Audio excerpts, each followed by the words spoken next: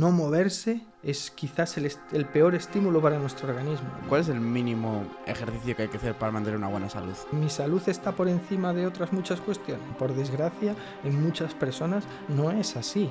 ¿Qué es mejor? ¿Estar fofisano o ser una persona que está delgada pero es sedentaria? ¿Cuál es la mejor hora para ir a entrenar? ¿Cómo afecta realmente hacer actividad física, ejercicio, a tener un buen estado de salud mental? Tú cada vez que haces ejercicio secretas una serie de hormonas que son endorfinas que tienen unos efectos potentísimos. ¿Cuál sería ese primer pasito que tú le recomendarías a la gente para empezar a moverse?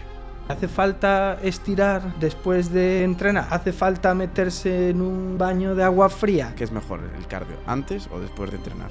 Entrenamiento en ayunas, ¿sí o no? Bienvenidos a todos al episodio número 81. Lo primero de todo, suscribíos por favor, estamos subiendo mucho más contenido, se está apoyando, pero aún el 87% de la gente que estáis viendo esto no estáis suscrita, así que no sé a qué esperáis. Dicho esto, ¿a quién tenemos hoy, Villa? Chicos, chicas, hoy tenemos con nosotros a Gonzalo Márquez, conocido, Lalo para los amigos, profesor de la Universidad de La Coruña y también investigador en el ejercicio y la salud. Lalo, es un placer tenerte aquí. Si quieres presentarte un poquito a cámara tú. Muchas gracias por la invitación. Ya me estaba faltando el tiempo a que me invitara y yo viendo que venían otros compañeros dije yo, ¿y qué pasa conmigo? No, es un placer estar por aquí. Para empezar, ¿qué es la fisiología del ejercicio y por qué es tan importante? Pregunta, soy profesor, pero igual no te la puedo definir porque no he pensado en esa pregunta. La fisiología es una rama de la biología, básicamente, que estudia el funcionamiento de distintos sistemas orgánicos vivos, digamos. ¿Por qué es importante? Depende del contexto. En nuestro contexto, que es el contexto de la actividad física y del deporte, básicamente es quizás la que le da soporte y sustento a todo lo relacionado con el entrenamiento y con la salud. Básicamente, conocer cómo funciona cada uno de los sistemas y cómo se modulan en función del ejercicio que una persona esté practicando, pues es fundamental. Y en segundo lugar, cómo se puede adaptar en función del estímulo que es al que es sometido esa persona de forma crónica. Entonces, quizás creo que es una de las ramas en nuestro ámbito más importantes. Y antes de meternos así en profundidad en este tema, nos gustaría hacer un poquito de tu historia y preguntarte cuáles han sido esos factores que te han motivado a profundizar en el mundo de la fisiología. La curiosidad. Ya desde pequeño... Básicamente, cada vez que a mí me regalaban algo, en Reyes, creía en los Reyes también, lo acababa desmontando. Fuese un robot, fuese un tren, acababa desmontando, poniéndolo por piezas, cogiendo el motor, intentando saber qué era lo que hacía que eso funcionase, ¿no? Y yo creo que es esa curiosidad la que me ha llevado y la que me ha guiado quizás hacia este campo. Luego en la investigación, pues me he topado con personas y esas personas han influido quizás en algunas de mis decisiones que han sido las que me han llevado a querer estudiar qué le pasa al organismo cuando pues, hace ejercicio. De hecho, me acaba de surgir una duda que me la mandan desde la audiencia, que no tenía pensado hacerla, pero lo acabas de comentar ahora sobre personas influyentes y me preguntan sobre Miguel del Olmo. Entonces, nada, si quieres hacer alguna referencia o algo. Es curioso, porque yo a Miguel lo conocí antes incluso de entrar en la carrera. Porque yo me vine para aquí, como ya os conté en clase, etcétera, jugaba al hockey, me vine a Coruña y antes de incluso entrar hice la pretemporada en el liceo, ¿no? Y él era en ese momento el preparador físico. Y estaba justo empezando, estaba haciendo su tesis, él hizo su tesis en Parkinson, pero desde un punto de vista muy fisiológico, ¿no? Es decir, el funcionamiento del cerebro y cómo se modula y cambia, es decir, con ejercicio. Y coincidí con él y la verdad que hice muy buenas migas y era una persona también muy curiosa y que me abrió las puertas pues, del laboratorio, de la colaboración en estudios y pues de alguna manera eso y otros estímulos, es decir, durante la carrera, me llevaron a querer profundizar en aspectos relacionados con la fisiología del ejercicio también y el control motor, pero para mí son dos disciplinas que están muy, muy vinculadas. Ahora aquí nos plantea una situación en la que dos personas empiezan en el gimnasio, se meten ahí a ese mundillo y empiezan a hacer los mismos ejercicios, misma rutina. Pero luego pasan 4 meses y uno de ellos se frustra porque ve que el otro ha progresado muchísimo más que él haciendo exactamente lo mismo. ¿Esto a qué se debe? Exactamente lo mismo en términos relativos o absolutos. Porque a Martínez sale un pecho que flipas y yo sigo con un pecho de lata. Lo primero, se tuvo en cuenta los antecedentes de esas personas, es decir, a mí lo primero que me preguntaría es, ¿hemos tenido en cuenta los antecedentes de esas personas en términos de entrenamiento? Sus marcas, es decir, iniciales, es decir, su evaluación inicial, etcétera, y luego, pues, otras cuestiones, es decir, en el día a día que hicieron esas personas además de entrenar, porque también muchas veces, es decir, incluso en los estudios que intentamos ser rigurosos para de alguna manera determinar la influencia de otras variables, no siempre lo podemos controlar. ¿Dormían exactamente igual? ¿Comíais lo mismo? Pues a veces sí, ¿Cuál te suena mejor? ¿Las que son iguales o las que...? Iguales, Iguales, ¿no? Claro, el entorno hormonal que se genera es el mismo. Todas esas cuestiones serían las que de alguna manera habría que analizar para saber por qué uno respondió más que el otro. Lo que sí está claro en la literatura es que individualizando casi todas las personas pueden llegar a responder, ¿vale? Aunque dentro de estudios tengamos respondedores y no respondedores, sí que es cierto que con una dosis, es decir, individualizada y lo suficientemente potente para cada uno de los organismos a los que vamos a entrenar, es decir, porque al final somos organismos, somos capaces de que esos organismos respondan. Luego hay factores genéticos que también van de alguna manera a hacer que tú puedas responder en mayor o en menor medida, es decir, fenotípicamente, pues tú tienes una distribución de fibras, tú tienes otra, una serie de mionúcleos, es decir, un montón de aspectos que pueden hacer que pues te crezca más el pecho a ti que a ti. Vaya por Dios. Vale, y ahora entrando a una frase que lo escuchamos todo el mundo, es no hay mejor medicamento que el ejercicio físico. Entonces, ¿a qué se debe esta afirmación y qué crees tú? Si es verdad o no. No voy a tirar piedras contra mi propio tejado, pero además soy y estoy completamente convencido. Lo primero, creo que es cierta, sí. Y de hecho, bueno, coincidíamos el otro día en la cafetería y decíamos, bueno, ¿qué es lo que nos diferencia hoy de hace 30 años en nuestro ámbito, ¿no? Y yo le decía, la cantidad de estudios que soportan muchas hipótesis y teorías que había de los beneficios o de los posibles beneficios en relación a la salud, ¿no? Y que se han confirmado. Y pues haciendo una revisión ahí atrás, ¿no? Es decir, había un estudio que decía que hay evidencia que en más de 32 enfermedades el ejercicio es clave, ¿no? Pero no solo eso, es decir, una persona que es capaz de hacer ejercicio ya tiene un organismo que responde de forma diferente, porque es capaz de mover sus músculos, es decir, que ya parte de una base, es decir, mejor que otra que no es capaz de hacer ejercicio. Eso es lo primero. Y lo segundo, porque evidentemente la reacción de nuestro organismo ante estímulos, es decir, relacionados con el ejercicio, entrenamiento de fuerza, entrenamiento más aeróbico, etcétera, es muy bestia. Y al final lo que hacen los medicamentos es intentar modular las bases moleculares de ciertas rutas que hacen que nosotros estemos de alguna manera, podamos estar más saludables. Pero haciendo una especie de mímica de lo que hace el ejercicio. Por tanto, ¿realmente es el mejor medicamento? Yo creo que sí, incluso a nivel preventivo, eso es lo primero. Y a raíz de esto, ¿cuán importante es tener una buena condición física para la salud?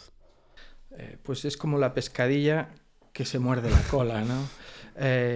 Y empezamos antes, si tú ya eres capaz de hacer ejercicio, ya eso te lleva a que seas capaz de ir pues, a un centro de entrenamiento, que te muevas, esto va a generar que tú seas capaz de hacer,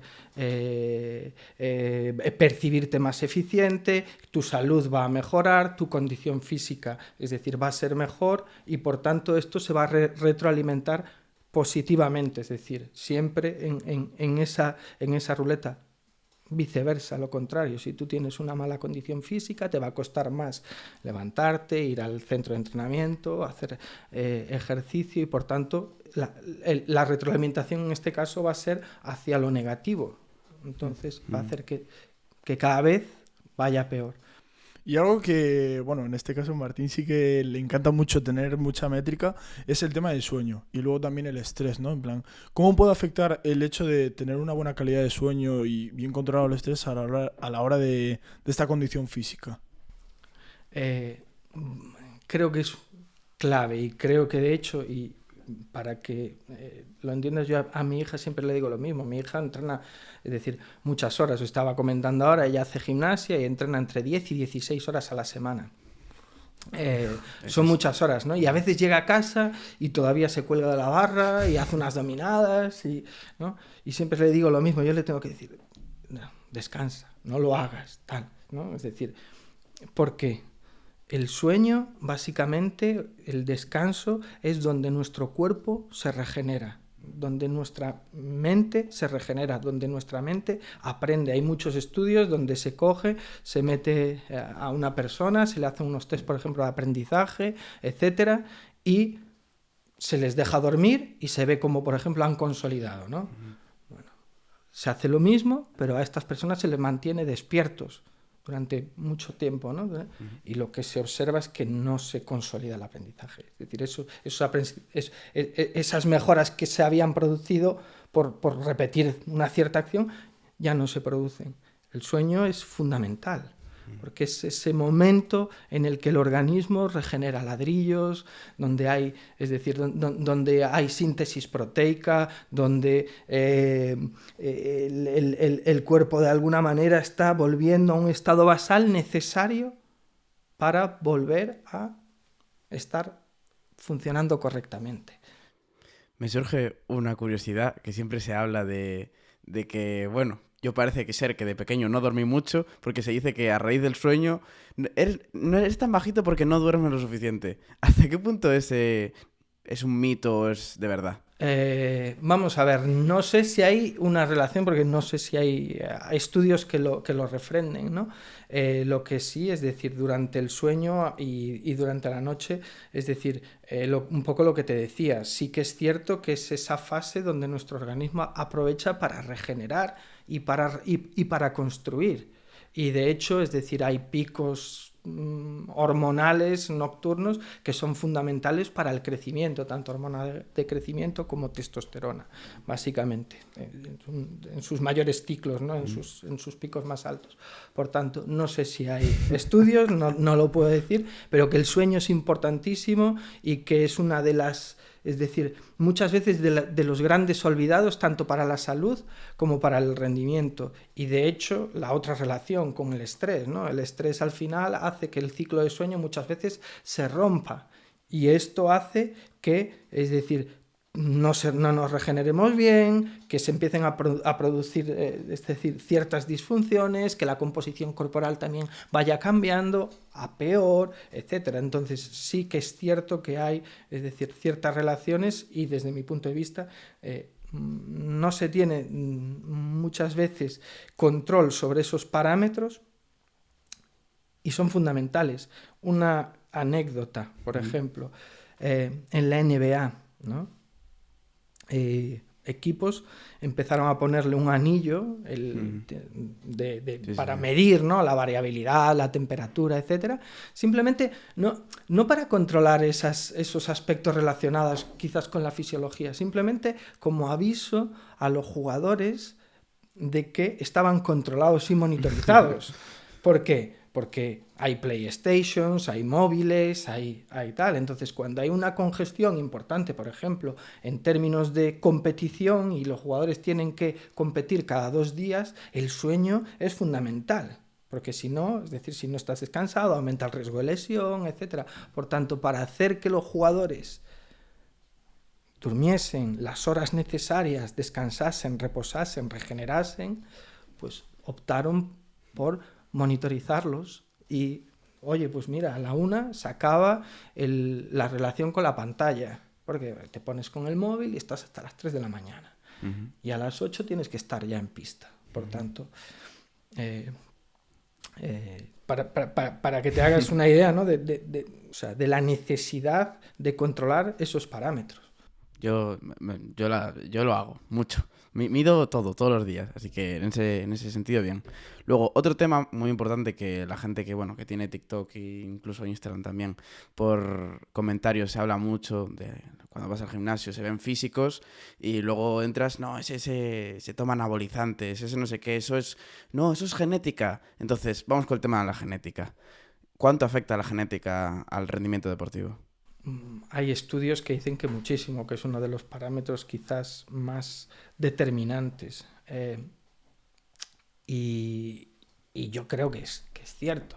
Es decir, bueno, pues si tú te pones a analizar ciertas disciplinas deportivas, te das cuenta que hay una superioridad de ciertas etnias, etcétera, ¿no? Maratón, etcétera.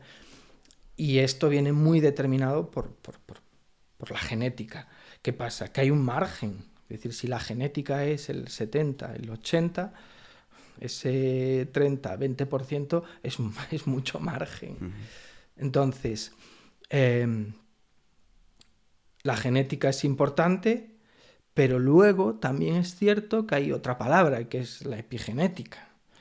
Y esto lo que nos quiere decir es que, bueno, nosotros tenemos, es decir, unos genes, pero que no quiere decir que estos genes no se puedan modificar o modular, ¿no? Es decir, durante un periodo de tiempo, es decir, en una vida. Uh-huh. Y eso también hay que tenerlo en cuenta, ¿no? Que es algo que no se tenía en cuenta hace unos años, pero que ahora sí que se sabe, ¿no? Que los genes, de hecho, se reprograman en cierta medida durante nuestra vida. Y ahora también queríamos tratar el tema de la edad, ¿no? Al fin y al cabo, pues bueno, para todo el mundo pasa la edad. Entonces, preguntarte un poco, a nivel fisiológico, ¿cómo envejece estos sistemas? ¿Y cómo podemos hacer para... Bueno, nosotros pues a lo mejor la gente que puede verla dice, ¡buah, yo soy joven aún tal! Pero bueno, ¿cómo podemos hacer para evitar este envejecimiento? Los años pasan para todos, eso está claro, ¿eh? Yo prefiero no ver fotos mías de hace 20 años, que considero que además es hace nada. Es decir, porque la vida pasó muy rápido y dices tú, jolines, es otro Lalo, ¿no? Bien, desde mi punto de vista, el ejercicio aquí es pieza clave. Con ejercicio, alimentación y descanso y sueño. Para mí es la triada, ¿no? Es decir, son fundamentales. Lo primero, a nivel fisiológico, envejecemos a partir de la madurez para los distintos sistemas, 25, 30 años, empieza nuestro 30, 35, depende del sistema, nuestro declive fisiológico, queramos o no. Por tanto, 2 estrategias. Lo primero es, cuando somos jóvenes, intentar conseguir nuestro máximo potencial. Uh-huh. ¿Por qué? Porque cuanto más alto lleguemos y explotemos nuestro propio potencial, ese 30%, ¿no?, que tenemos ahí de margen, es decir, más alto estaremos y por tanto el declive a largo plazo, es decir, se puede extender en mayor medida, se puede prolongar más. Y luego quizás las contramedidas, y las contramedidas son ejercicio y alimentación. ¿Se pueden parar los efectos de la edad? No, todos. Es decir, si no nos sobrevienen enfermedades que nos maten pronto, etcétera, ¿no? Es decir, o antes de nuestro momento, nos vamos a morir de viejos y vamos a tener menos músculo, nuestro corazón va a funcionar y nuestro sistema cardiovascular va a funcionar peor, etcétera. Pero lo que sí podemos conseguir es que los últimos años sean mucho más funcionales y mejores con un adecuado, es decir, régimen de ejercicio, de alimentación y de descanso. Una anécdota pequeñita, ¿no? Que de hecho se lo contaba en clase, estuve echándole una mano a un profesor entrenador, a José María Cardesín, que lleva un atleta paralímpico, y este chico, Damián Ramos, este año quedó bronce, ¿no? en París, en categoría C4, en una contrarreloj, ¿no? En bicicleta. Y él tiene 37 años y consiguió realmente su máximo potencial, es decir, a una edad que realmente ya no cuadraba con los números. Y no solo eso, sino que consiguió, es decir, en los últimos 4 o 5 años, consiguió mejorar. Por tanto, ¿es posible mejorar incluso cuando nuestro organismo está envejeciendo? Sí, porque tenemos un margen, porque el ejercicio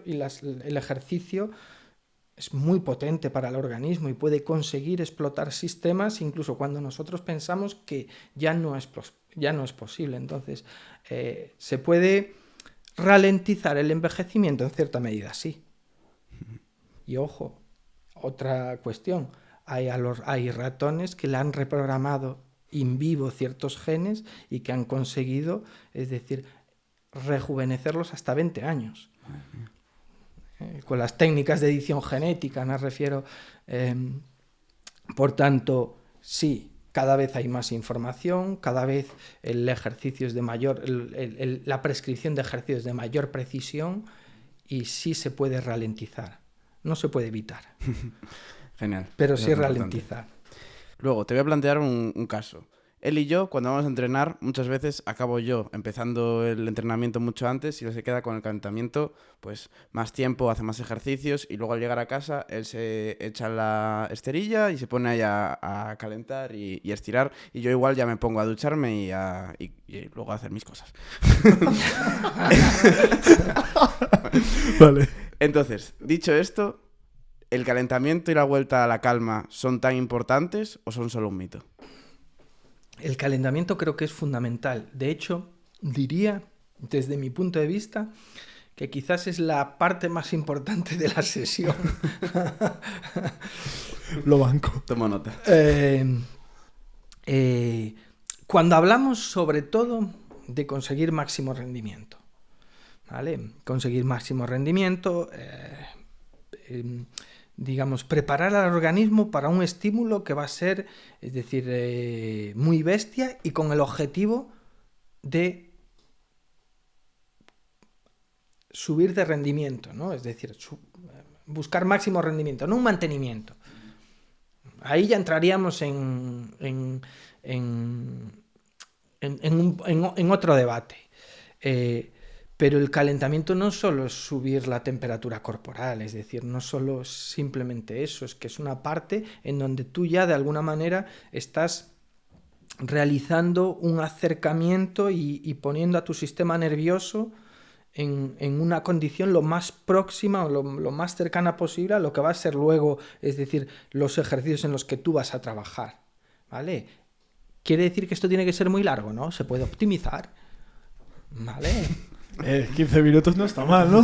No, por eso. Se puede, Y en 5 se pueden hacer lo de 15. Se puede optimizar, siempre teniendo en cuenta cuál es el objetivo principal de la sesión, es decir, el que tú priorizas y en el que tú te vas a centrar, y por tanto para conseguir ese objetivo tendrás que de alguna manera tener en cuenta el desarrollo de ese calentamiento. Si tú me dices, hace falta correr 10 minutos, posiblemente no, dependiendo o depende de lo que vayas a hacer. Tendríamos que analizar cuál es el objetivo. Si es un entrenamiento de fuerza, si es un entrenamiento para mejorar la composición corporal o mejorar el volumen muscular en el press de banca, posiblemente no sea necesario correr 10 minutos, ¿no? Uh-huh. Pero no quiere decir no quiere decir que el calentamiento no sea fundamental. Lo que pasa que será diferente y específico para lo que tú luego vas a querer conseguir, digamos. Yo solo quiero partir una lanza porque se me está lanzando aquí. Yo caliento en 10 minutos. Lo que pasa es que yo hago como 3-4 minutos saltar a la comba, movilidad y series de aproximación. Ya está. Yo si hago pecho, caliento la parte del pecho, no un poco con las piernas y cosas así. Bueno, pues entonces me estáis dando la razón. Me refiero, se puede optimizar y tiene que estar muy vinculado a lo que va a ser el objetivo principal en una sesión orientada a la mejora del rendimiento específico de algo, ¿no? de un objetivo. Y luego, la vuelta a la calma. Sí que es cierto que hemos ido, es decir,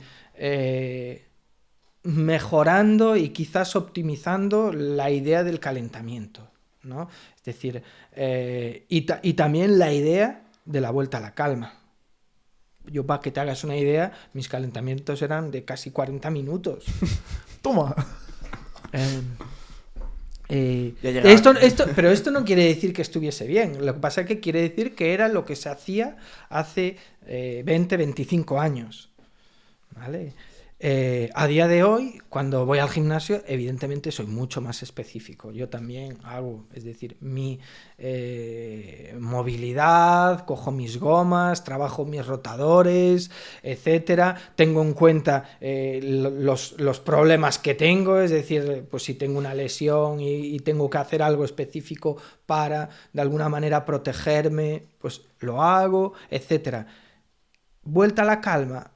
Un poco sí que ha habido también un debate grande en qué medida es necesario, por ejemplo, estirar, ¿no? Después de hacer una sesión de entrenamiento, y lo que está claro es que no siempre es necesaria una vuelta a la calma muy larga, y todo depende de no solo de los aspectos físicos, digamos, sino también de aspectos psicológicos. Y yo muchas veces también quiero hacer esa otra aproximación. Al día siguiente, ¿qué tienes que hacer? ¿Cuál va a ser tu tipo de sesión? Etcétera. ¿Por qué? Porque sí que es cierto que hay estrategias que lo que hacen es no te mejoran, es decir, el rendimiento físico al día siguiente, pero tu percepción sobre el estado, por ejemplo, del dolor de tus piernas, etcétera, sí se puede mejorar. Por tanto, a veces ciertas estrategias post ejercicio ayudan a que tú te percibas mejor al día siguiente, y eso hace que puedas entrenar en cierta medida mejor. ¿Que hace falta estirar, ¿no? después de entrenar? No. ¿Hace falta meterse en un baño de agua fría? Tampoco. ¿Hace falta meterse en un baño de agua caliente? Tampoco. Todo depende quizás de cuál es el objetivo, cuál es el entrenamiento que viene a continuación, etcétera, ¿no? Es decir, bueno, pues si tú tienes que competir al día siguiente o dentro de 2 días, igual meterte en agua fría con unos cubitos de hielo a 14 grados, así, ¿no? Igual es una estrategia que puede generar cierto beneficio. Eso, después de entrenar fuerza para mejorar la hipertrofia, pues no tiene sentido. Vale, y ahora queremos abrir otro melón, que bueno, ya tenéis un podcast específico, María y Jessica, sobre entrenamiento de la mujer. Entonces, hablar un poco a nivel fisiológico, ¿qué diferencias podríamos llegar a encontrar entre hombres y mujeres? Y luego también un poco en la recuperación del entrenamiento. Vale, es un buen melón, y de hecho creo que es donde quizás hay que aportar más desde la investigación, ¿no? Actualmente, y generar conocimiento, es decir, más actualizado.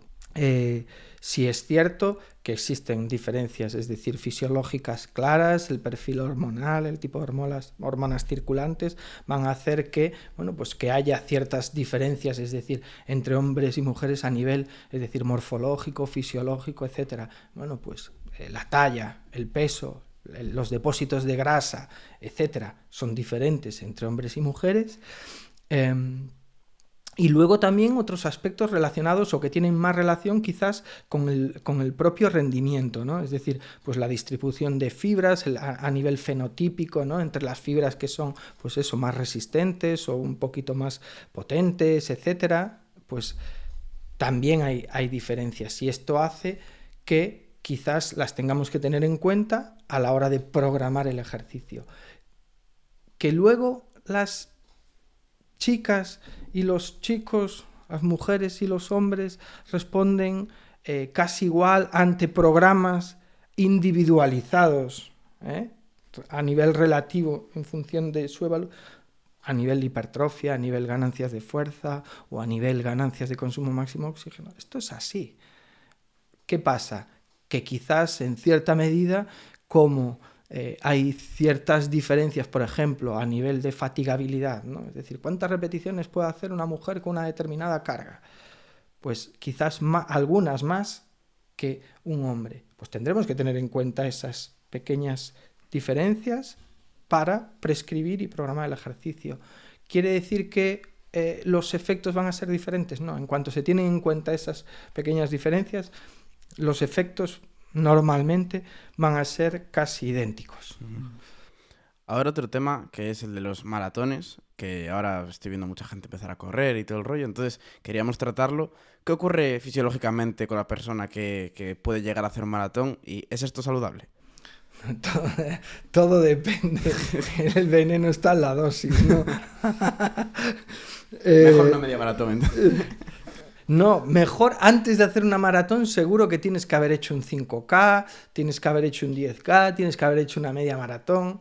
Es decir, todo tiene que ser progresivo, ¿no? Uno de los primeros principios para el entrenamiento es el de la sobrecarga progresiva, ¿no?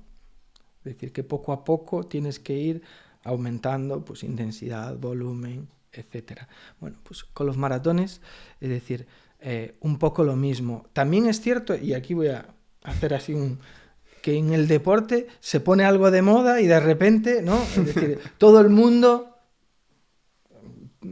quiere hacer eso, ¿no? Y de repente, si no haces un maratón, pues como que eres no eres nadie, no eres lo suficientemente bueno, ¿no? Quiero romper una lanza para hacer una maratón, es decir, tienes que entrenar mucho y tienes que entrenar mucho y bien y durante bastante tiempo y hacer pruebas, es decir, progresivamente. Y si tú como reto vital te lo pones, adelante, pero primeras cuestiones, entrenamiento a poder ser supervisado, es decir, porque los volúmenes de entrenamiento que vas a, de alguna manera, a estar sometido son importantes. Una prueba, es decir, funcional en una clínica, etcétera, para determinar que no tienes ningún tipo de contraindicación médica, ¿vale? Y eso también es fundamental. Esto se lo recomendaríamos casi a cualquier persona, pero claro, en el caso de una persona que va a entrenar un maratón, el esfuerzo a nivel fisiológico, las exigencias van a ser muy grandes. Por tanto, sí que tenemos que estar seguros que su organismo está perfectamente preparado para acometer con esos volúmenes e intensidades de entrenamiento. Por tanto, entrenador, ¿vale? Clínica previa, ¿no?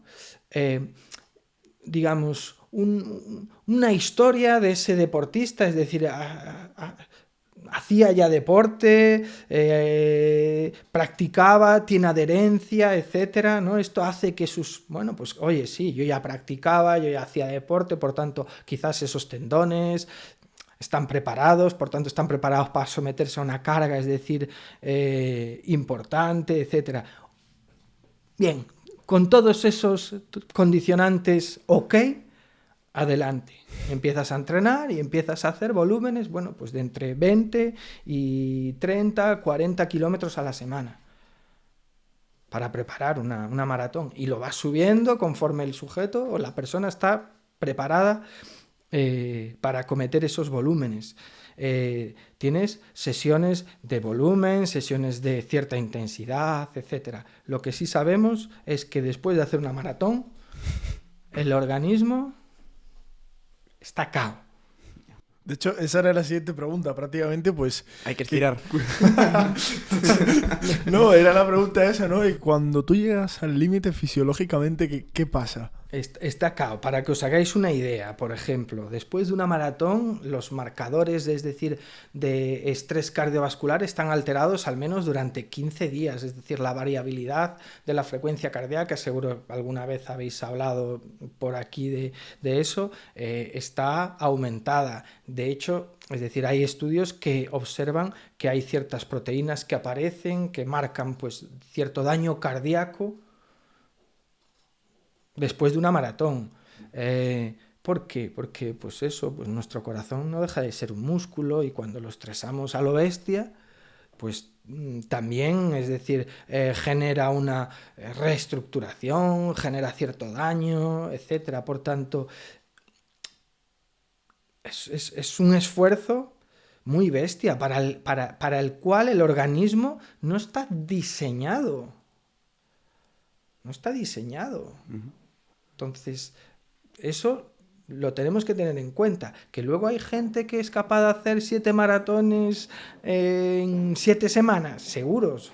O sea, personas que sí, que eso es bueno. No estoy tan seguro.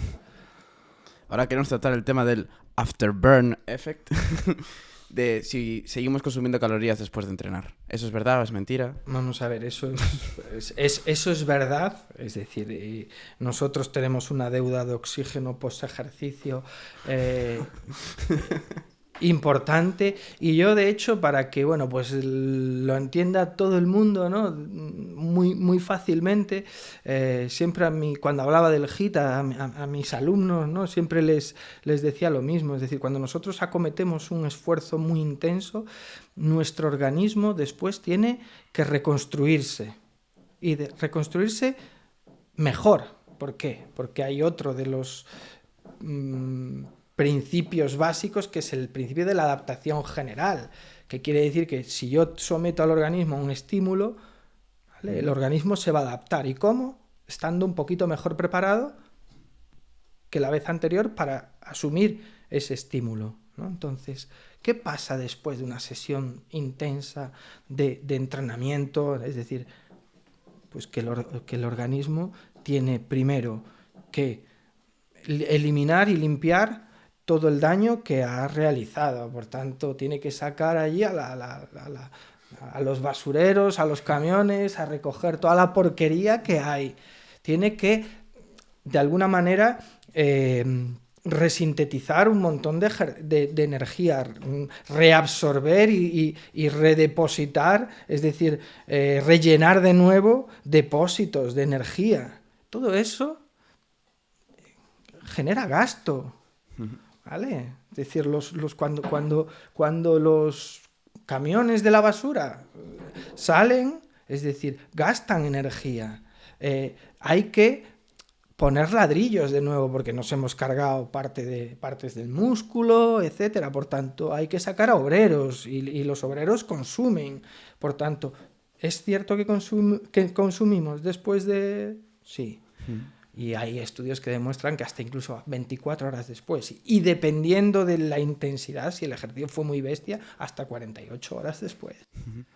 Ahora, hablando de todo eso de consumir calorías en reposo, me ha generado la duda porque Villa un día me vino diciendo que yo, por ejemplo, en época de exámenes estoy todo el día en el ordenador ahí estudiando, estoy a saco y muchas veces peco de no ir a entrenar.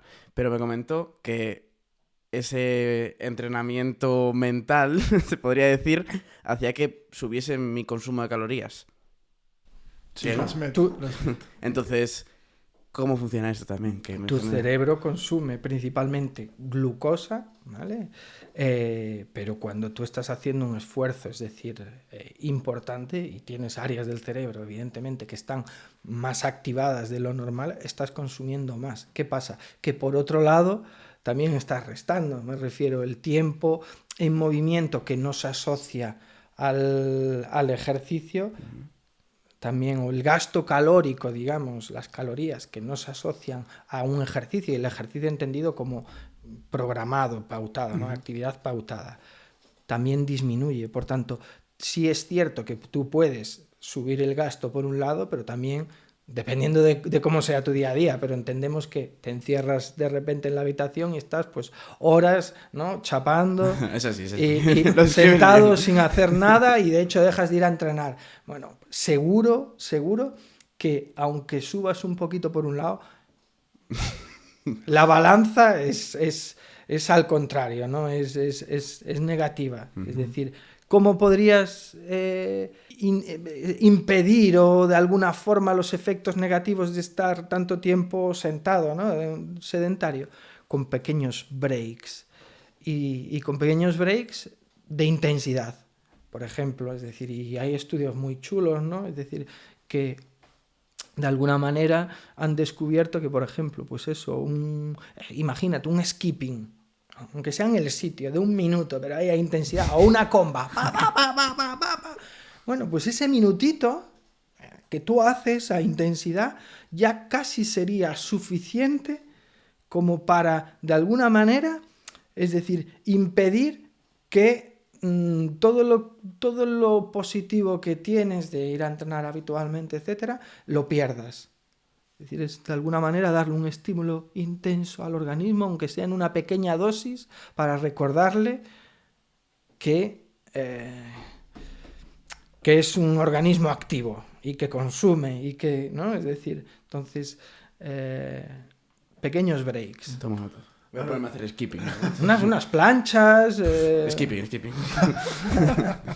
De hecho, lo teníamos así un poco apuntado, el tema del sedentarismo, perdón. Pues eso, mismamente Martín, ¿no? Pasa muchas horas pues editando, estudiando, muchas horas ahí dándole caña. Entonces, fisiológicamente, ¿qué pasa al estar tanto tiempo pues sentado sin moverte?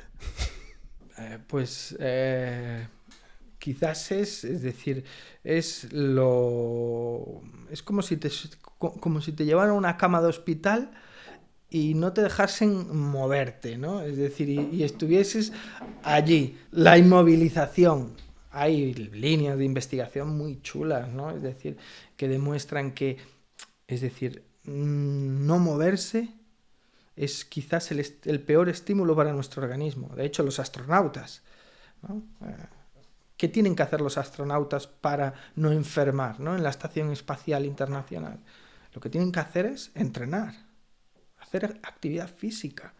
¿Por qué? Porque como no hay gravedad, eso es como si fuese casi inmovilización completa. Nosotros aquí, bueno, pues estamos sometidos a 9,8 metros por segundo, ¿no? Y estamos pegados al suelo. Y aunque estés de pie y parece que no estés haciendo nada, nuestros músculos o los músculos antigravitatorios están ahí de forma tónica, aunque sea poquito, descargando, y el sistema neuromuscular está en cierta medida activado, etc. El estar completamente sentado es casi, pues eso, y sin hacer nada, es casi como estar en la estación espacial sin gravedad, digamos, ¿no? Entonces, eso hace que vayas a perder pues músculo, que tu gasto calórico basal sea muy bajo, por tanto tendrías que ajustar de alguna manera, ¿no?, la ingesta para equilibrarlo, que incluso, es decir, piensa en las personas mayores, que haya una deinervación, ¿no?, de fibras musculares. Si no se están contrayendo, nuestro sistema interpreta que no son necesarias las conexiones entre las neuronas y el músculo, y se pierden en la vejez. Es uno de los síntomas, ¿no? Entonces, un break.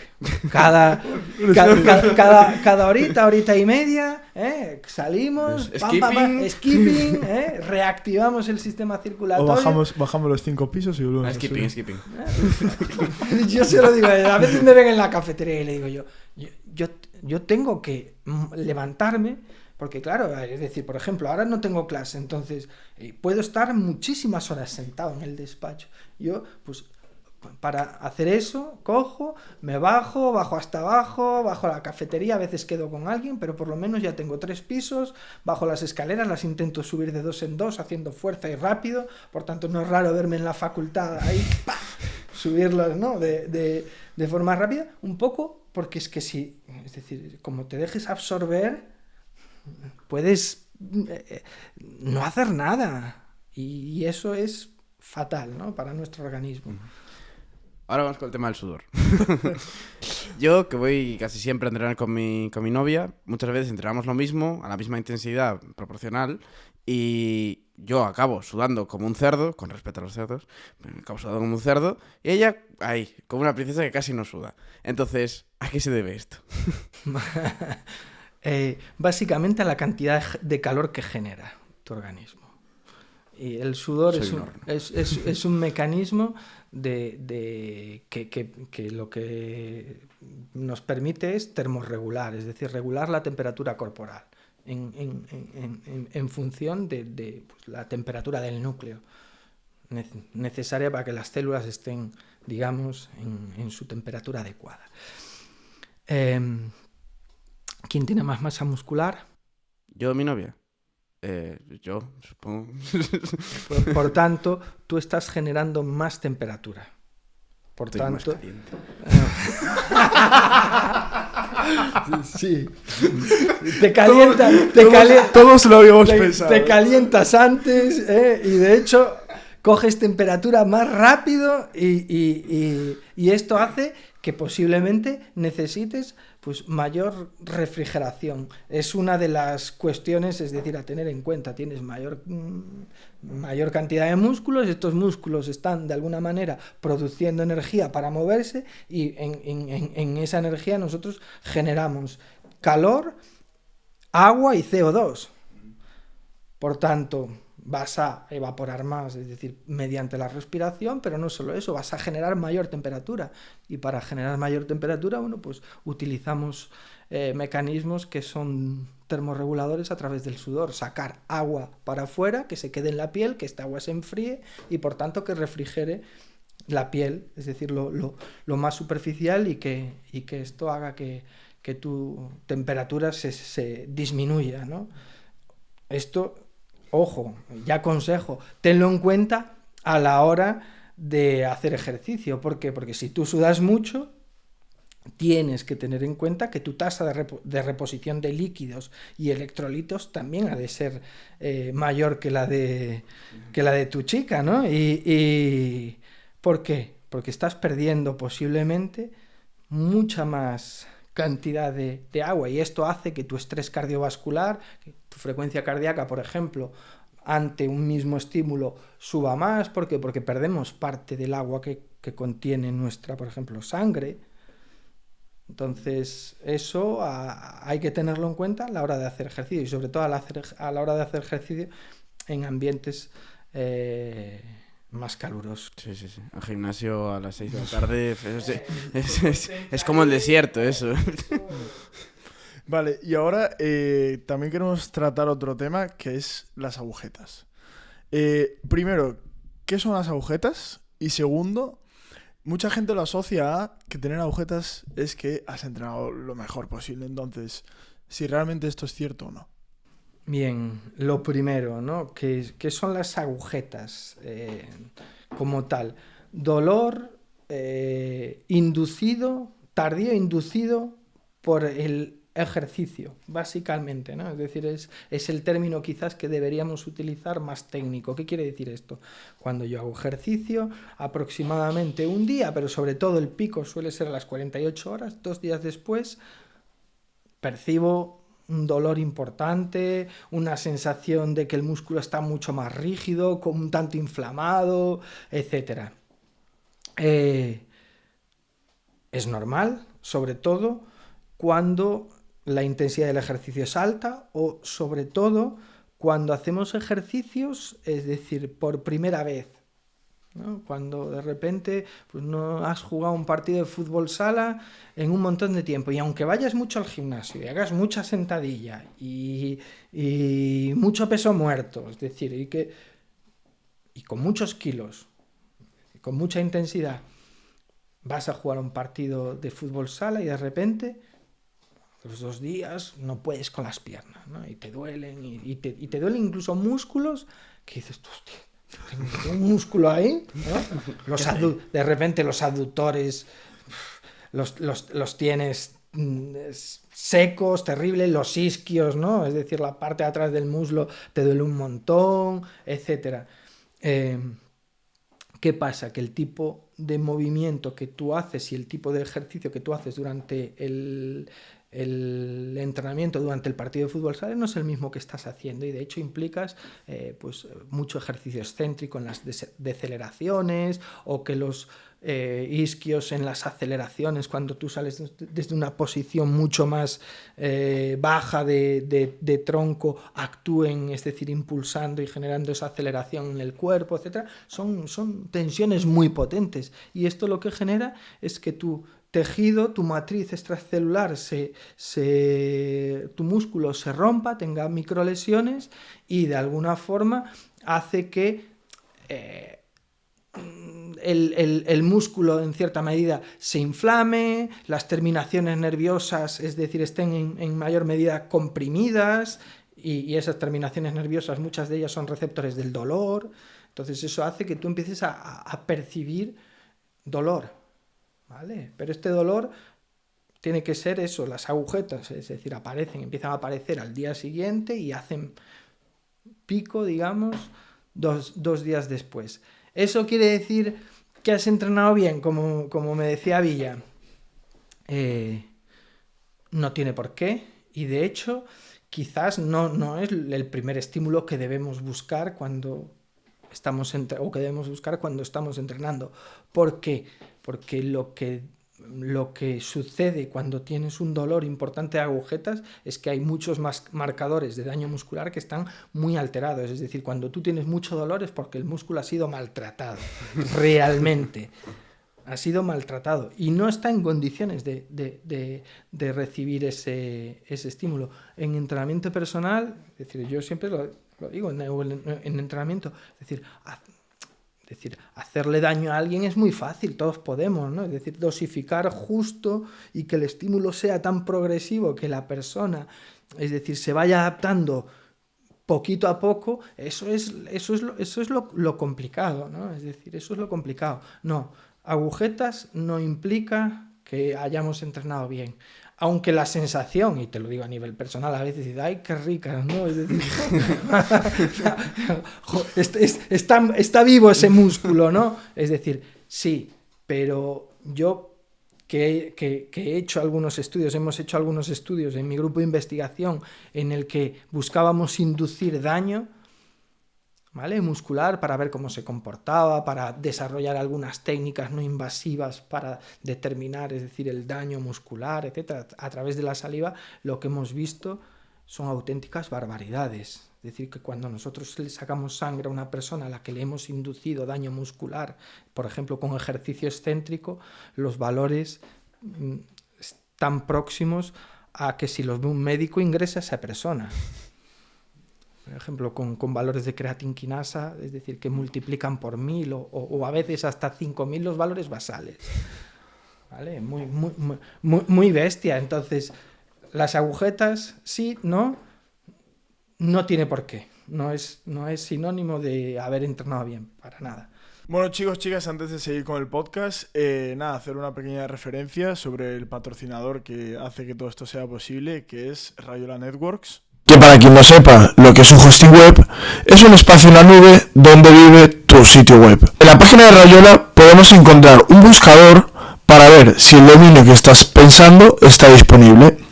También podemos encontrar distintos planes de alojamiento web para que puedas elegir el que más se acople a lo que estás buscando. Además, algo bueno de Rayola es que cuenta con infraestructura en España y con un soporte de 24 horas para resolverte las dudas que tengas. Y por nuestra parte, junto a Rayola, a través del enlace de la descripción, tendréis un descuento del 20%. Así que dicho esto, seguimos con el podcast. Y antes hablábamos de, con mi época de exámenes y tal, de la importancia del ejercicio, pero ¿cuál es el mínimo ejercicio que hay que hacer para mantener una buena salud? Depende de la población.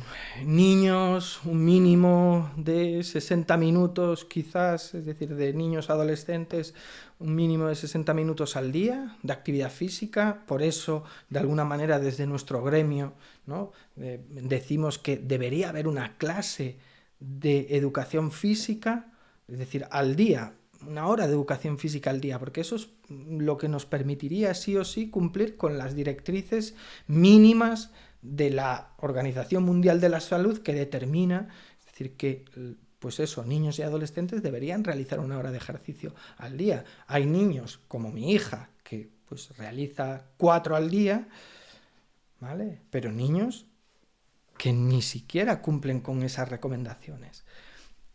Una persona adulta, pues en torno a entre 150 y 300 minutos de intensidad moderada vigorosa, es decir, si es vigorosa puede ser un poquito menos a la semana, ¿no? Es decir, completar al menos, pues eso, 150, 300 minutos de actividad física, bueno, con una cierta intensidad ya. Y personas mayores se establece que aproximadamente 3 veces a la semana mínimo que haya una actividad física de forma pautada, programada, para mantener, estamos hablando de mantener la salud, no de mejorarla. Vale, y ahora, bueno, hemos recogido así unos indicadores de salud que seguramente pues creemos que así la mayoría de las personas pueden llegar a entender, y nos encantaría que nos hiciese así unos rangos óptimos para poder decir, pues bueno, con estos rangos sería interesante pues que tienes una buena salud, ¿no? Pues por ejemplo sería la frecuencia cardíaca, variabilidad de frecuencia cardíaca, que lo comentabas antes. Esta a lo mejor es un poco menos conocida, que es el tema de la recuperación de pulsaciones después de un esfuerzo. Y la expresión de la fuerza. ¿Cuáles serían estos indicadores donde tú podrías decir, pues si tienes estas pulsaciones, lo más probable es que tengas una buena salud? Vamos a ver, lo mismo, depende de la persona, o sea, de la población, de la persona, de los valores previos, etc.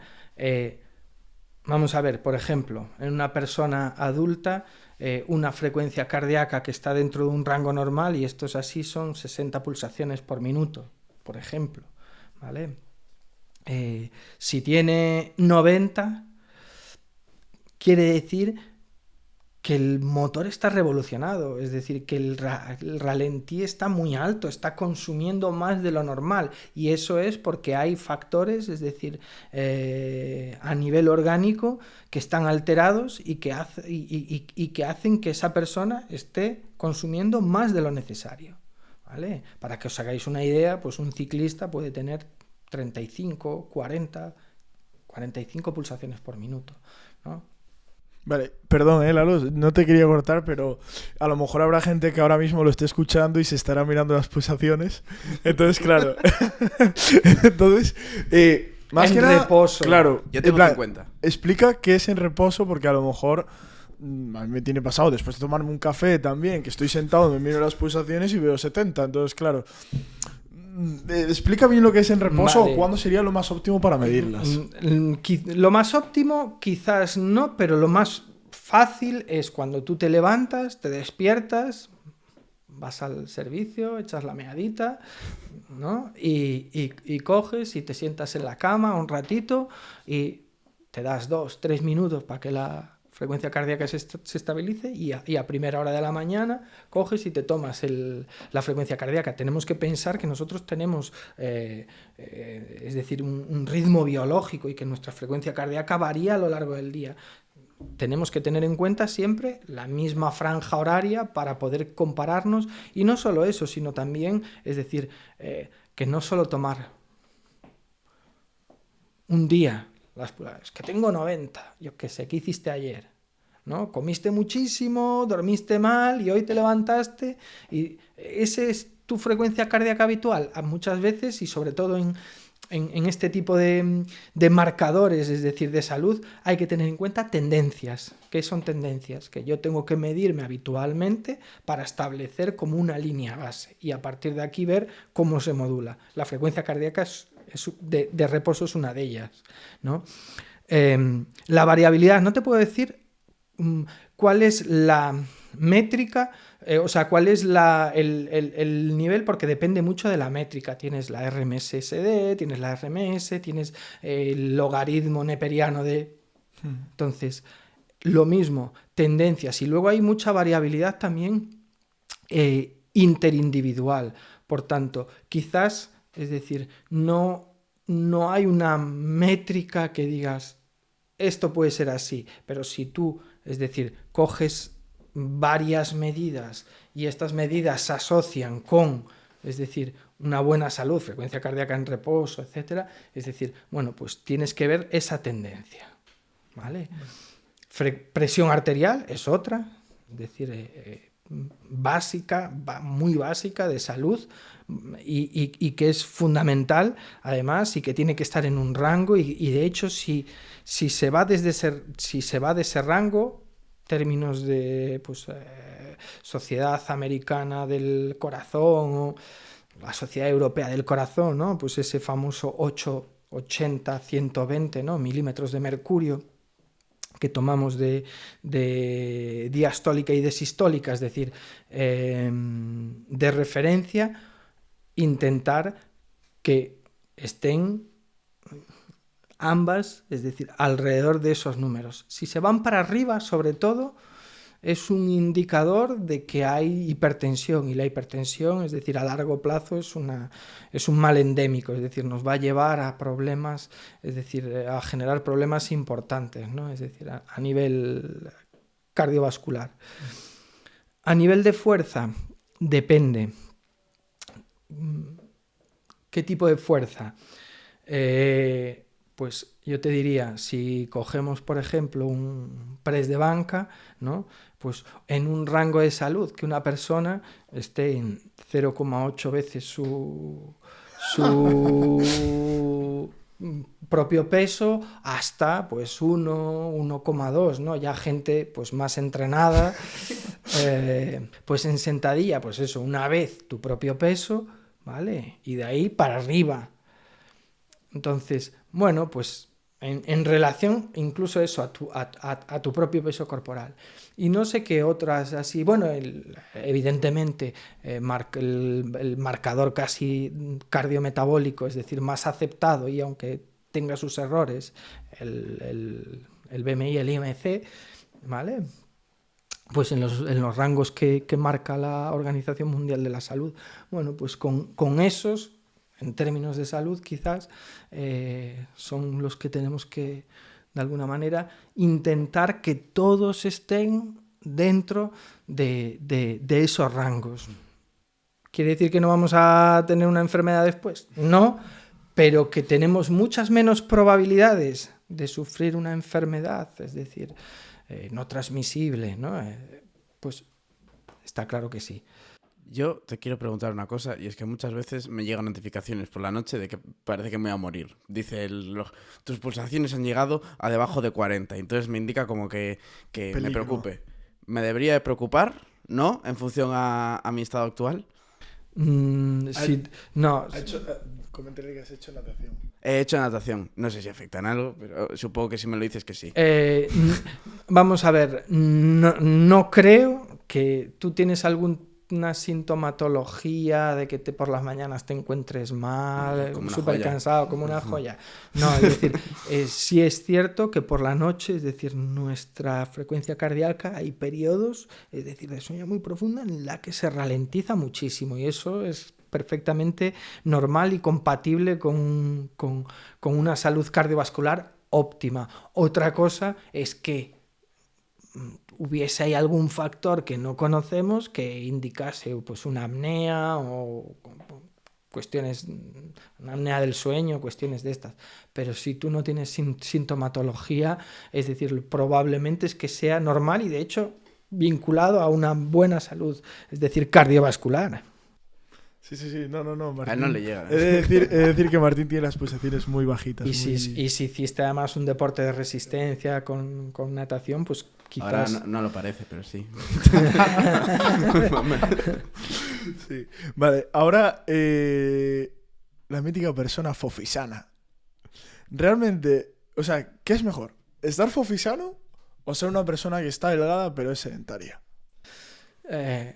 También depende si esa persona sedentaria no tiene marcadores alterados a nivel cardiometabólico, ok, pero lo que sí, es decir, el fofisano, esa palabra o ese término, viene de pues, varios estudios, ¿no?, que han comprobado que quizás uno de los marcadores o de las variables más relacionadas con la salud cardiometabólica no es el porcentaje de grasa, que sí lo es, ojo, no nos olvidemos, pero quizás es la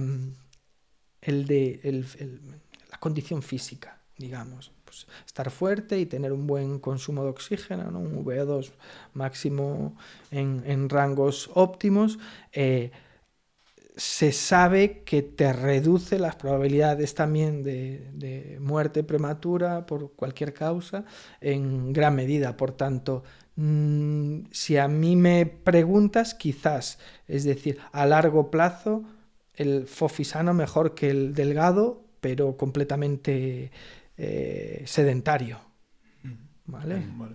A largo plazo. Ujú. Luego, otro tema es que nosotros tenemos un grupo donde siempre hablábamos de a qué hora vais a entrenar, unos van una hora, otros van a otra. Yo, por ejemplo, voy siempre después de comer, porque digo que a la hora en la que va el resto, que es sobre las 8, así, por la noche, me sienta fatal para dormirme. Entonces te queremos hacer la pregunta de ¿cuál es la mejor hora para ir a entrenar? A la que puedas. Punto. Básicamente hay estudios, ¿no? Y aquí, bueno, lo comentábamos en el previo, hay estudios casi para cualquier cosa. Por ejemplo, en personas adultas con sobrepeso. Acaban de salir ahora datos de un estudio de investigadores españoles de la Universidad de Castilla-La Mancha, Félix Morales Palomo, en el que comprobaron qué pasaba, por ejemplo, entrenando por la mañana, por la tarde o un grupo control, es decir, que seguía con su rutina diaria sin hacer un entrenamiento. Les pusieron un entrenamiento HIIT y entrenaron durante un montón de semanas, 48 sesiones, ¿no? Es decir, bastante largo. Y les hicieron analíticas, perfil lipídico, glucemia, etcétera, ¿no? Es decir, relacionadas sobre todo con marcadores de salud cardiometabólica, consumo de oxígeno, etcétera. Y lo que observaron es que en el grupo de adultos, es decir, con cierta edad, que entrenaban por las mañanas, conseguían un mejor control glucémico, etcétera. Pero como en todo, es decir, bueno, pues hay un estudio que incluso no hay otros que dicen pues lo contrario, ¿vale? Sí es potente y sí abre una línea de investigación muy interesante, pero tiene limitaciones, porque lo que hablábamos antes, es decir, hay perfiles cronotrópicos diferentes, es decir, cada persona tiene un perfil, ¿no? Es decir, a nivel de ritmos circadianos diferente. Hay personas que pues necesitan dormir más por la noche, personas que necesitan dormir menos, personas que les sienta mejor el ejercicio por la mañana. Yo siempre digo lo mismo. Quizás aquí lo fundamental es la adherencia. Y para que tú te puedas adherir a un programa, tiene que ser realizable, lo tienes que poder hacer. Y por tanto, tienes que buscar aquella hora del día que mejor te siente y a la que te puedas adherir. Independientemente de si vas a ganar un poquito más o vas a ganar un poquito menos, porque lo que te va a permitir ganar es hacerlo. Totalmente. Ahora queríamos entrar también en tema de salud mental. Entonces, antes comentábamos que cómo influye pues, este estrés y esta falta de sueño al rendimiento, pero ahora queremos dar la vuelta a la pregunta, ¿no? ¿Cómo afecta realmente hacer actividad física, ejercicio, a tener un buen estado de salud mental? Vale. Enhorabuena por las preguntas, porque todas son espectaculares, Gracias. sinceramente. Y esta quizás a día de hoy es necesaria, y es necesaria también hacérnosla como sociedad, ¿no? En donde primamos el dinero, el éxito marcado por dinero conseguido, relaciones, etcétera, ¿no? Y a veces nos olvidamos de otras cosas. Y yo creo que teniendo en cuenta la cantidad de medicamentos antidepresivos que se dispensan, ¿no? Es decir, en la sociedad y en España, que es brutal, ¿no? Es decir, diariamente hay que pensarse cuáles son las estrategias que podemos desarrollar para reducir este consumo, porque realmente lo que nos está diciendo este consumo es que hay un problema, y ese problema está relacionado con el estrés, cómo está de alguna manera desarrollándose la sociedad. Está claro que el ejercicio es un modulador. Y tú cada vez que haces ejercicio generas una serie de cambios y de hecho secretas una serie de hormonas que son endorfinas, que tienen, es decir, unos efectos potentísimos. Son analgésicas, percibes menos dolor, son neuromoduladoras del estado de ánimo, te hacen sentir mejor. Y luego no solo eso, sino que también el ejercicio hace que tú te autopercibas más competente, que de alguna manera te puedas percibir a nivel imagen corporal mejor. Entonces, es decir, los beneficios relacionados con además los principales problemas, es decir, relacionados con el estrés y con el sueño, que son cambios en el estado de ánimo, depresión, cambios que eso te lleva a descuidar aspectos relacionados con la alimentación, por tanto muchas veces cambios relacionados con la composición corporal, etcétera, van a hacer que quizás de las intervenciones, es decir, más necesarias, sea el ejercicio. Entonces, ahora, después de esta reflexión que seguramente a lo mejor le habrá tocado la tecla a esa persona que está tumbada en el sofá, escuchando, viendo esto, ¿cuál sería ese primer pasito que tú le recomendarías a la gente para empezar a moverse? Pues dar el paso, moverse. Y no es nada fácil, ¿eh? O sea, puede parecer muy fácil, pero no es nada fácil. Hay barreras y lo primero es hacerse la pregunta, es decir, mi salud es lo primero, porque muchas veces quizás es la primera pregunta que nos tenemos que hacer, es decir, mi salud está por encima de otras muchas cuestiones y por desgracia en muchas personas no es así. Segundo, vale, desconocimiento, quizás aquí yo lo que buscaría sería un profesional. Y en este caso, pues para hacer ejercicio es un profesional de la actividad física y del deporte. Por tanto, sí, consideraría que, igual que en estética, es decir, pues me puedo gastar dinero para irme al peluquero y ponerme un corte súper molón, etcétera, pues en salud, esto es salud, ¿eh? Es decir, en esta cuestión yo me puedo gastar pues 60, 70, 80 euros para que ese profesional me guíe sobre todo en esa primera fase, en esos primeros pasos donde yo no soy, por mí mismo no soy capaz de establecer unos objetivos, es decir, que sean coherentes, es decir, y que sean alcanzables, ¿no? Porque el profesional no solo es, tienes que hacer esto, no es, ¿cuáles son los objetivos aquí que nos tenemos que poner? ¿Vale? Que me haga un estudio, un análisis, qué es lo que necesito yo y por dónde tengo que empezar. Que me haga una serie de recomendaciones de ejercicio o de actividad física quizás, ya no dentro del centro, sino fuera. Oye, vale, tú vienes 2 días aquí, esos días los utilizamos para completar esa actividad física vigorosa, de mayor intensidad. Pero mañana, si hace buen día, vete, o cuando salga el sol, vete a dar un paseo. Ahora vamos con un poco el mundo de la tecnología, aplicado a tu ámbito. Llevas tanto tiempo en este mundo de la fisiología, investigando y todo, entonces queremos preguntarte cómo has visto los avances tecnológicos en este mundo. Para medición, datos. Se ha producido un boom, ¿no? Y yo sigo pensando que se ha democratizado la tecnología. Villa, tú te compraste un encoder hace poco, ¿no? ¿Cuánto te valió? 180. 180 euros. ¿Vale? Lo que Villa se compró y que es un encoder que además está vinculado al teléfono, que lo puede, tiene una batería, es decir, es integrada, lo puede llevar al gimnasio, puede entrenar con él, está validado.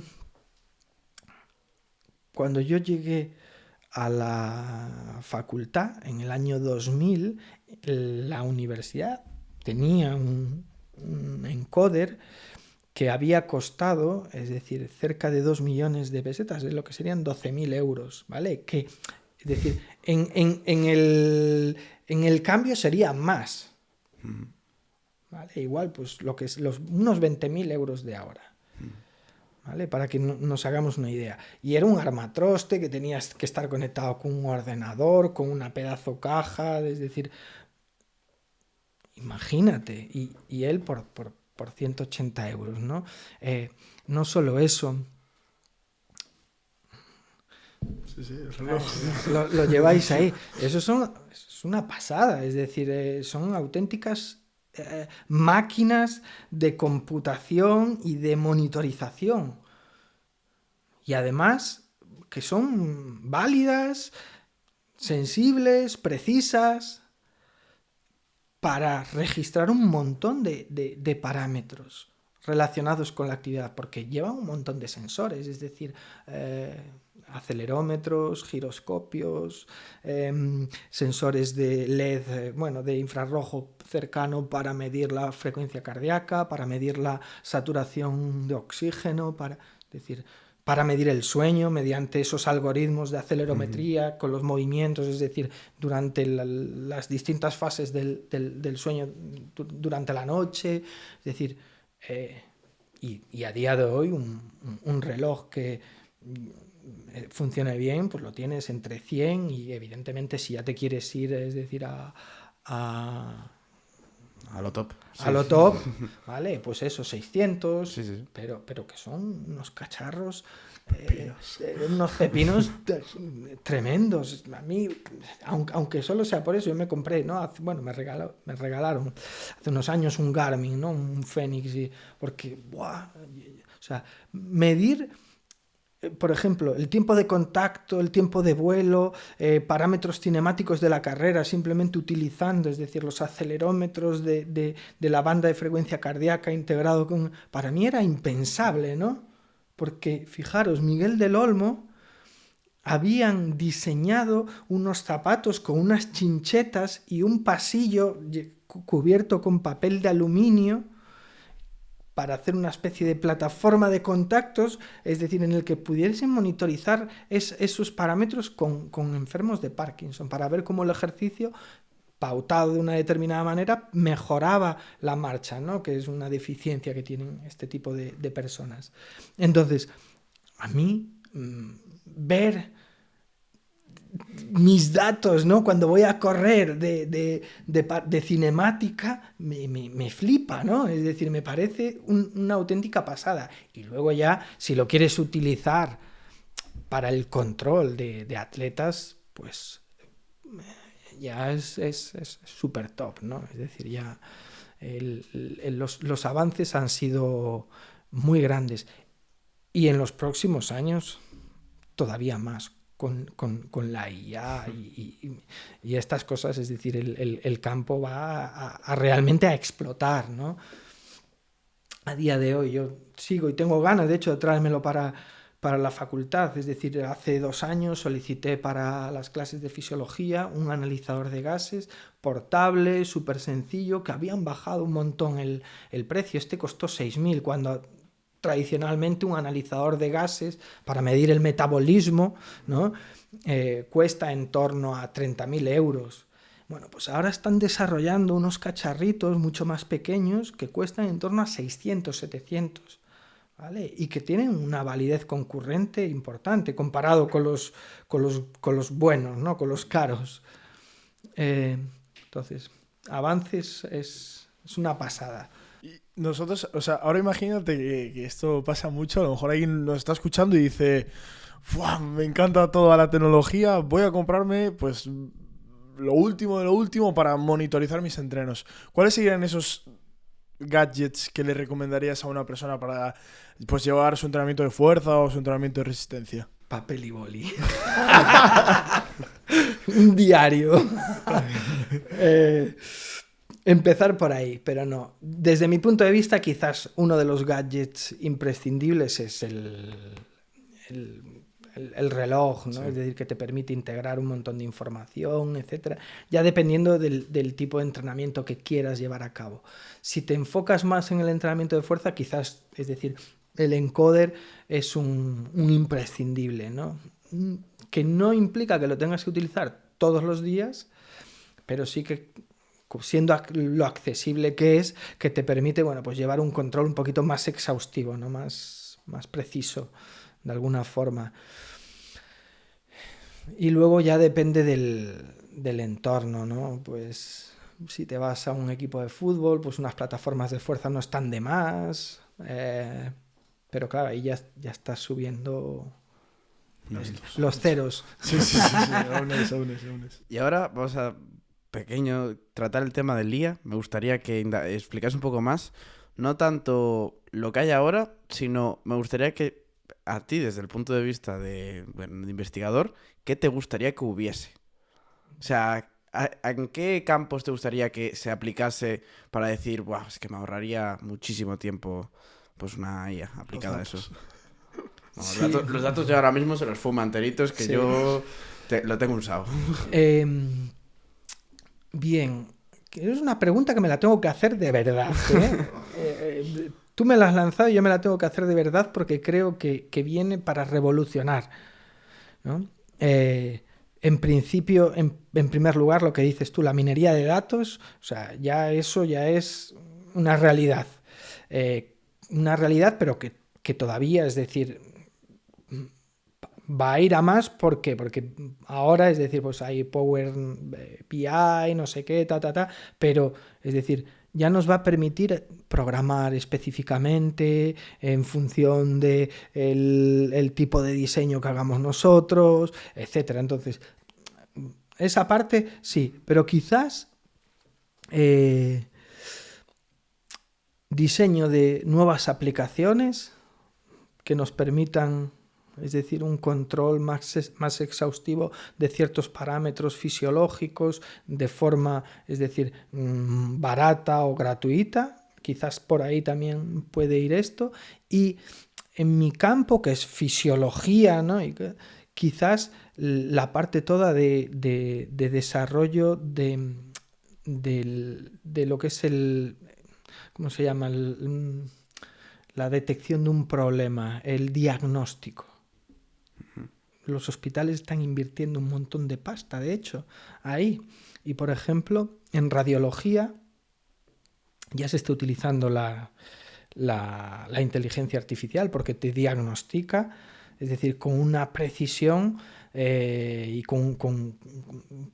de un 90 y muchos %. Entonces, bueno, tú tienes a un radiólogo que te coge un escáner, ¿vale? Y que simplemente tiene que confirmar si la IA está acertando en que hay un tumor, en dónde, de cuánto tamaño es, etcétera.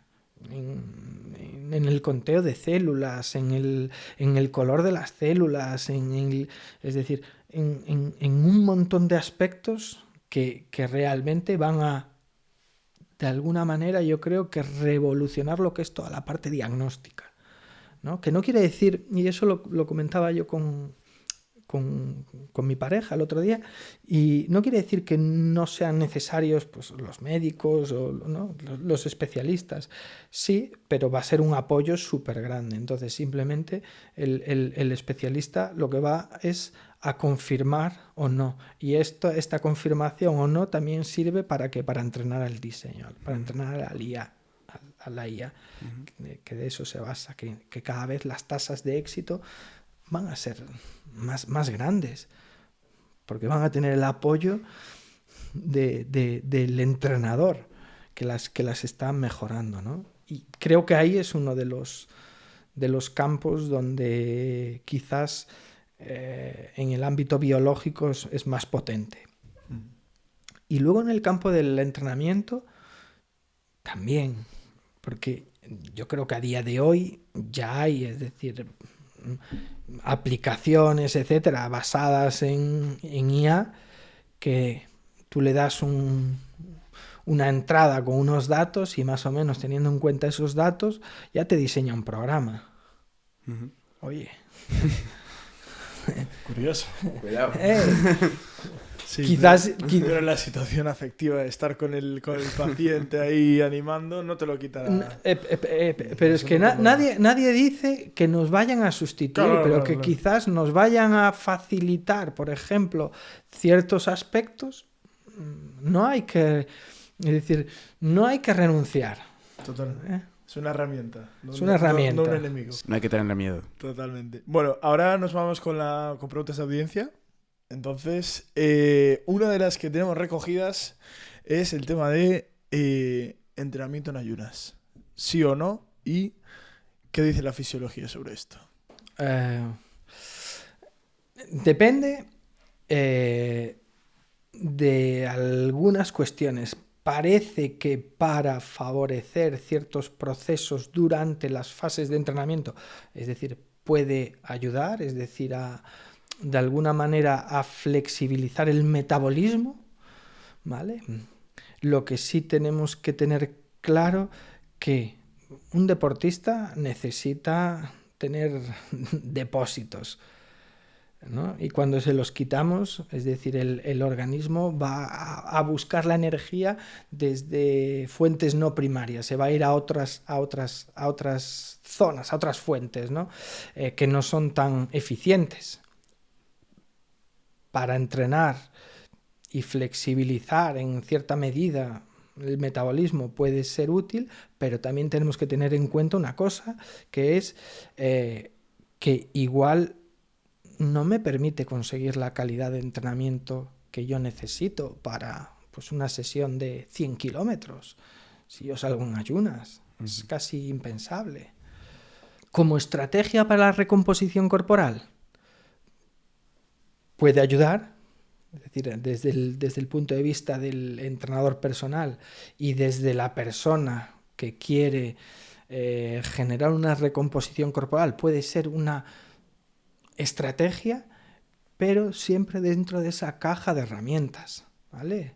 Porque lo que está claro es que para hacer ejercicio, es decir, tú necesitas energía y si el cuerpo no la tiene, la va a buscar y de hecho, si tú quieres intensidad, no la va a tener de forma rápida. Por tanto, no vas a conseguir, es decir, quizás los objetivos que te plantees en una sesión de intensidad durante un ayuno como estrategia para la parte de recomposición corporal lo veo que puede ser, es decir, interesante en ciertos periodos. Para rendimiento no lo veo tan claro. Genial. Otra, que es que el otro día estaba yo entrenando y me surgió la duda y literalmente le llamé. Entonces me la resolvió con su respuesta. Pero te la voy a hacer y es que me surgió la duda a mi pareja y a mí de ¿qué es mejor, el cardio, antes o después de entrenar? Depende de cuál sea tu objetivo.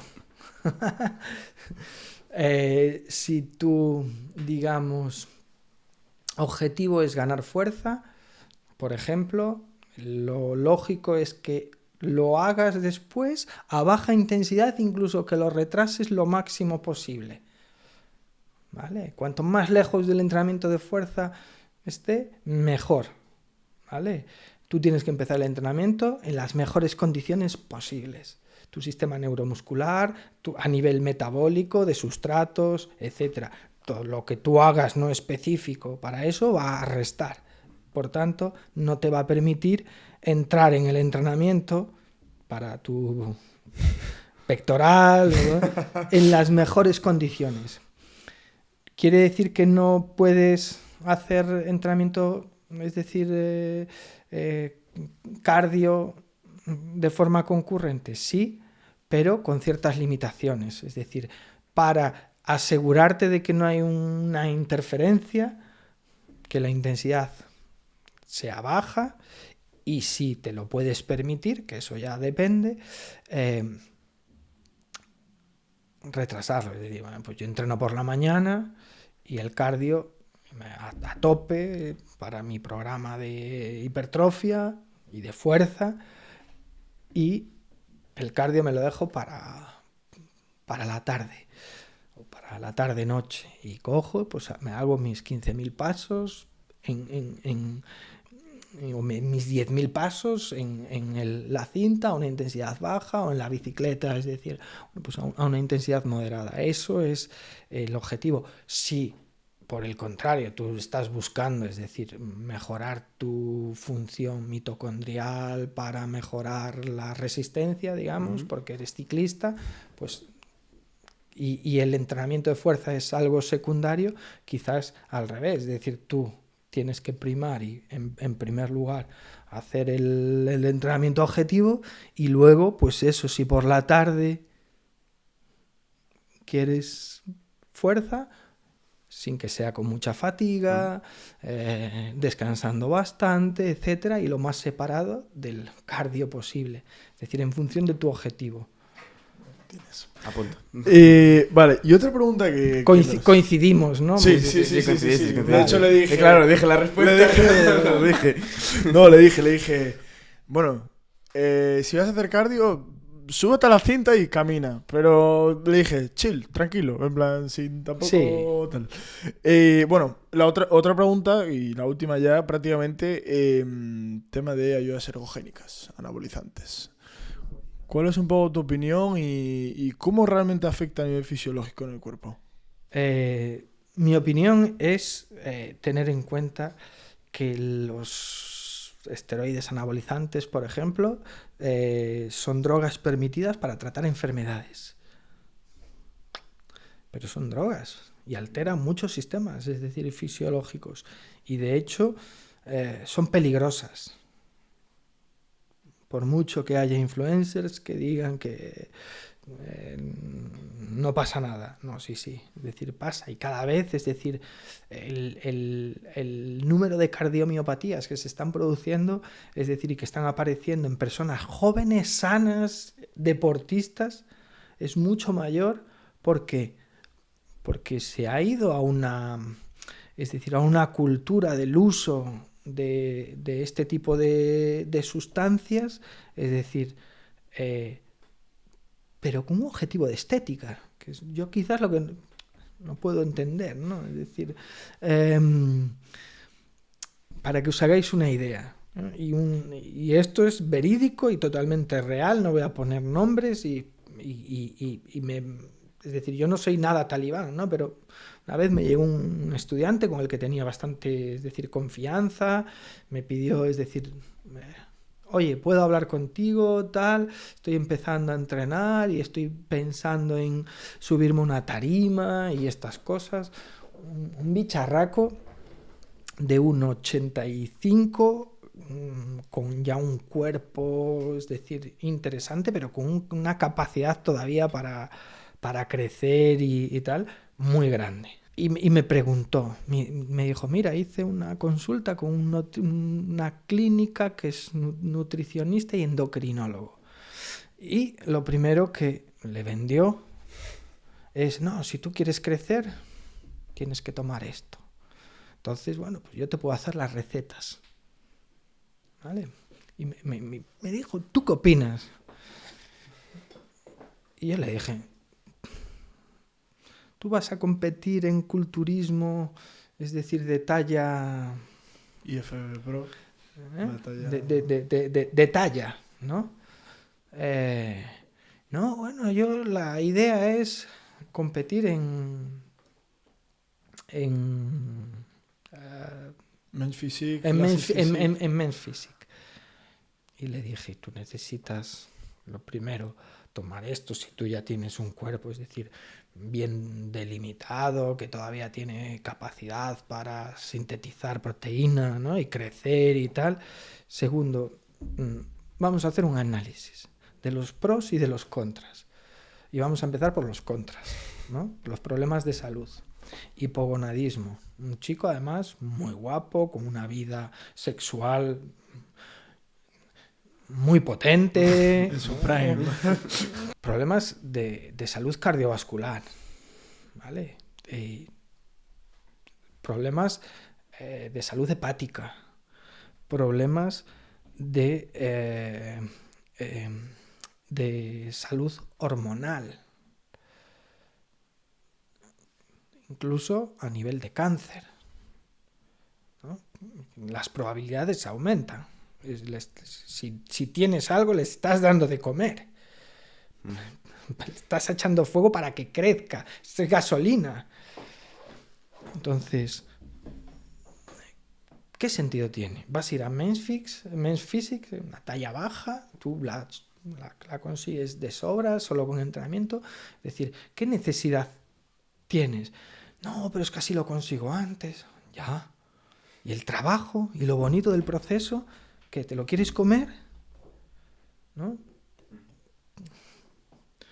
Le dije, yo no lo haría, sobre todo por salud. Yo no te digo que si de repente te conviertes en un culturista, es decir, de talla de IFB, Sí, la Open, pues evidentemente, es decir, está claro que, es decir, hay un límite fisiológico que no es posible cruzar sin ayudas. Pero hasta ahí te queda un margen terrible. Hazlo de forma natural, ¿no? Y luego, si realmente, es decir, tu estilo de vida va con competir en ese tipo de deporte, bueno, pues no te quedará otra. Pues que a día de hoy tienes muchos más contras que pros. Y unos meses después, él creció mucho, ¿no? Pero unos meses después, un día lo veo y cojeando y tal, y de hecho me lo había comentado mi pareja, vi a tal persona, tal, que, con muletas, no sé qué, tal y cual. Bueno, pues, es decir, ya empezara con inyecciones, es decir, intramusculares, y pues una no le salió bien, lo que fuese, y tuvo una infección tremenda que lo tuvieron que ingresar y que no perdió una pata de milagro. Entonces, hay gente joven con 40 años, con miocardiopatías ya que no se pueden arreglar, con infartos, etcétera. Es decir, no lo entiendo. No lo entiendo simplemente porque, bueno, pues desarrolla el potencial. Y luego, ya tú si te la quieres jugar, te la juegas. Pero no te la juegues, es decir, por nada. ¿No? Es como echar una moneda al aire, me la voy a jugar. No. Totalmente. Me ha surgido otra duda hablando de todo esto, que bueno, no tiene nada que ver, pero bueno, que también habla con... Es sobre todo de la parte cardiovascular, que es lo del uso de Monster, consumo de Monsters, barra bebidas energéticas de cualquier estilo, pastillas de cafeína y todo esto que se promueve por todos lados, en edades sobre todo tempranas, con todo esto de ir al parque y beberte, pues, tomarte 150 miligramos de cafeína en una Monster. Entonces, ¿qué opinas de esto? Pues un poco lo mismo, es decir, son tendencias o modas de una sociedad que nos lleva hacia unos hábitos de consumo que no tienen mucho sentido. Es decir, bueno, pues tomarse 150 miligramos de cafeína, es decir, cuando yo ya soy una persona que va habitualmente al gimnasio, que intenta buscar unos objetivos, que intenta rendir, es decir, y lo tomo dentro de un preentreno para optimizar luego mi sesión, bueno, pues lo puedo entender, ¿sabes? Es decir, a ellos en el tema se lo dije, lo primero, es decir, dentro de lo que es la pirámide del rendimiento está el entrenamiento, la alimentación y el descanso, y lo último, y supone un porcentaje muy bajito, son las ayudas ergogénicas. Es decir, sí es cierto que pues, hay ayudas como la cafeína, la creatina, que está claro que son con una evidencia alta, pero has cumplido con el resto y luego ya que desde ahí y amplificado por las redes sociales y, ojo, amplificado no solo por las redes sociales, es decir, por cuestiones de dinero que se meten, es decir, Red Bull, cuando no había una sola bebida energética, de repente, ¿cuánto dinero metió Red Bull en el mercado, en marketing. Bueno, pues ahora es un hábito de consumo. Es decir, y niños, lo que dices tú, niños, porque son niños de 13, 14 años que ven las redes sociales y que ven a una persona que antes, que está en el gimnasio y que se bebe allí pues parece que eso tiene que ser así. Y creo que es un error, sinceramente. Es decir, creo que es un error. Pues nada, dicho esto, le vuelvo a dar una asistencia a Martín otra vez. Pillo la pelota otra vez. Para que haga su pregunta. La pregunta reflexiva que tenemos aquí tendencia a hacer. Ahora mismo te sacamos de aquí, te metes en una habitación y te encuentras con el Lalo que empezó a estudiar todo este mundo de la fisiología. ¿Qué le dirías? Buena pregunta. Le diría, sigue teniendo la misma pasión que tienes, porque quizás una de las cosas que a mí me ha caracterizado a lo largo de toda mi vida es que en aquello que hago es porque me gusta y intento siempre hacerlo de forma apasionada, aunque a veces para la salud no es lo más adecuado.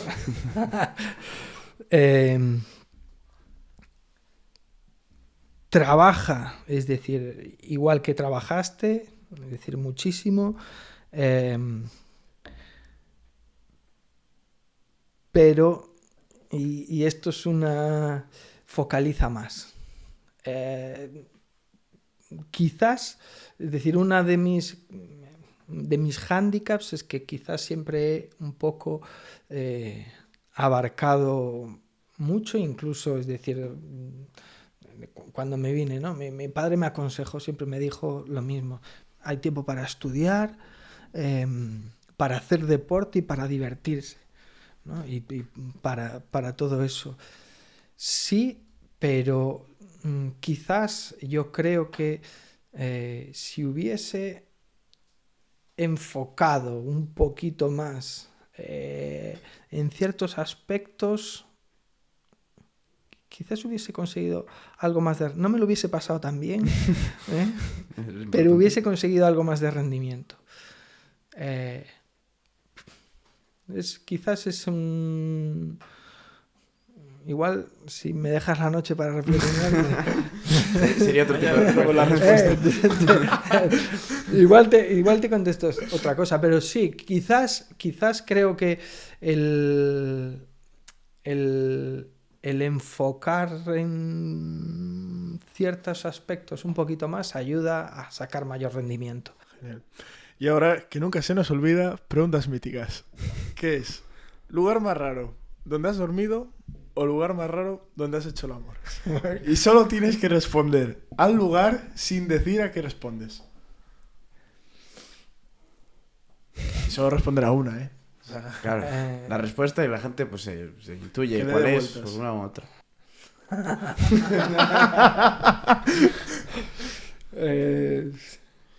Una tienda a 3 metros sobre el suelo. De las de pared, mixta que estas de montaña. Colgante. Vale, bueno, vamos a indagarte más. Bueno, primero, a la audiencia, ahora mismo esperaréis una sección que hemos decidido suprimir. Sí. Si no compartís esta decisión, o os parece que era súper importante en la trama, cosa que consideramos que igual no, pues tomamos esta decisión, como es la canción de la semana, pues lo dejáis y pues nos lo pensamos volver a traer. Pero de ahora no va a estar. Te pedimos, claro, que seas tú... que... No pasa nada. Pero bueno, creemos que no tiene más trascendencia de más allá. Así que nada, bueno, no sé si quieres comentar algo más, alguna reflexión o así que quieras lanzar al público. No, que sigáis haciéndolo, que está súper guay, que gracias por haberme invitado y que si ya habéis llegado hasta aquí, pues podéis llegar mucho más lejos. Mucho más. De forma natural. Todo natural, orgánico. Así que chicos, dicho esto, levantaos del sofá, no seáis unas vacas, dar el primer paso como dijo Lalo y nos vemos en el próximo episodio. No olvidéis suscribiros, tenéis abajo, y seguir a Lalo que tenéis todas las redes abajo. Chao, chao.